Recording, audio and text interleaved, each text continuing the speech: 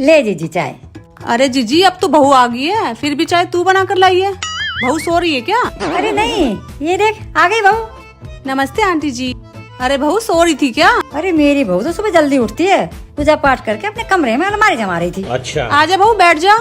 बहू कुछ काम भी करती है, सारा दिन रील्स ही बनाती रहती है। अरे जीजी मेरी बहू तो सुबह 4 बजे उठ जाती है और घर का सारा काम इतनी फुर्ती से करती है, 9 बजे तक तो सारा काम निपटा लेती है।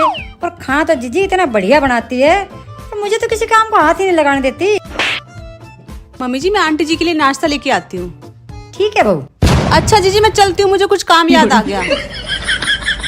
मम्मी जी आप आंटी जी के सामने मेरी झूठी तारीफ क्यों कर रहे थे?